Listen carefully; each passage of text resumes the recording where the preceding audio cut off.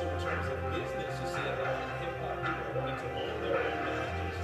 Michael Jackson. Our registered nurse friend Cheri Lynn remains. We're joined by Dr. Sanjay Gupta here in Los Angeles, CNN chief medical correspondent, practicing neurosurgeon, and associate professor of neurosurgery as well. If you're going to get Diprivan, Sanjay, it has to be intravenous in a hospital, right? You're not going to get it in your house. I've never heard of it outside the It's no pill. It's not a pill, right? It's not a pill. Not only is it intravenous, but it's a continuous intravenous thing.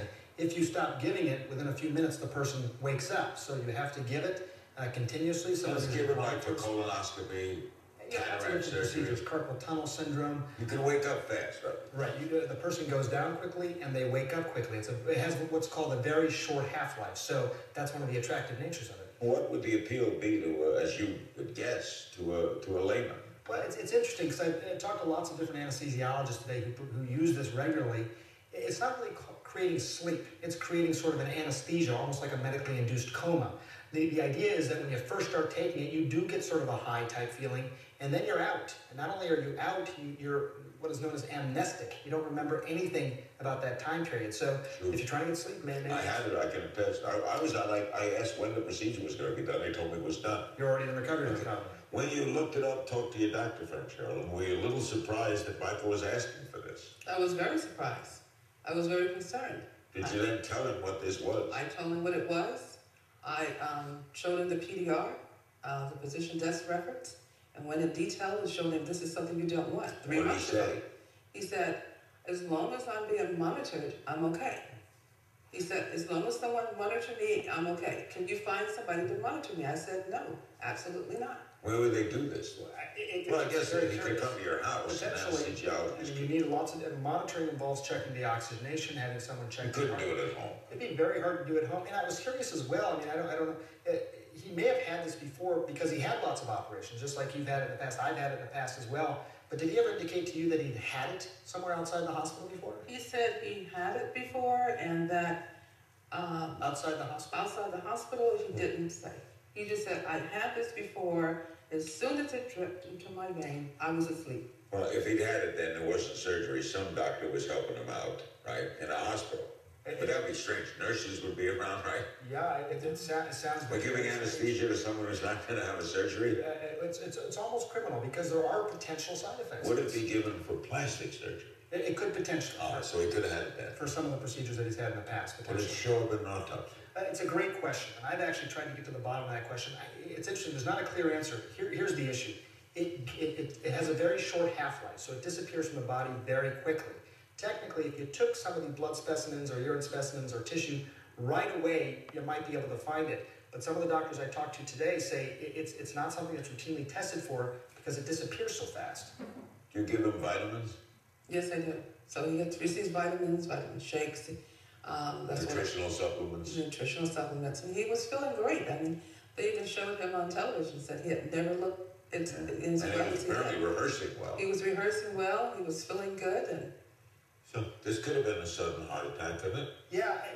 What we know is that he was not breathing, but he had a faint pulse the time that they started. Which tells you what? It tells me that most likely this was a respiratory problem, a breathing problem first, and a cardiac problem second. He had trouble breathing for some reason, either because of drugs or something else, and as a result, he wasn't getting enough oxygen in his blood, and that's what caused your heart to fail. Will the autopsy be definitive? Sometimes they're not. Sometimes they're not. The coroners have been very clear. They say they're going to have an answer.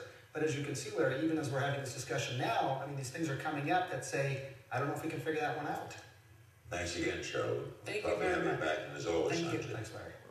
More on the mysterious death of Michael Jackson. The DEA is now involved. Back in 60 seconds. A quick question for you, Dr. Before I go. You've listened to all of this. You've got the medical training of about a man down to a certain weight with drug bills of $100,000, working out before a huge concert tour. Are you surprised that cardiac arrest happened? I'm not surprised considering the quantities of drugs we're talking about. I mean, we're hearing reports of 40 Vicodin a day and $100,000 bills. These are staggering amounts of drugs. Yeah, and my question is, what was the pharmacist thinking?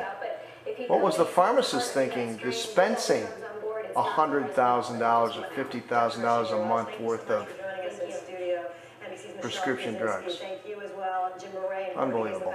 On the Michael Jackson death. Once we heard that, we called on ours to investigative correspondent, one of the best in the business, Drew Griffin. He's here to tell us what he knows. Just confirmed that from a federal law enforcement source that the DEA joined today to look at whether prescription drugs were involved, Larry. The source said the DEA would be looking at various doctors involved with Jackson, their practices, and possible sources of supply. We asked specifically about Propofol, Diprivan.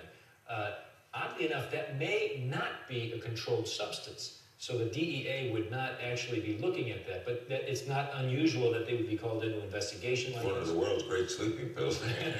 That's right.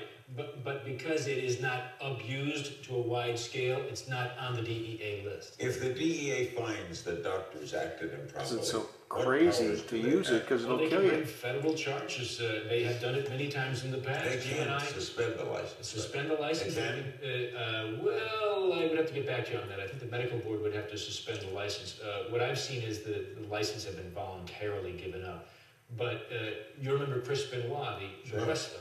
Well, it was the DEA that went in after the fact and actually brought charges against the doctor involved in it.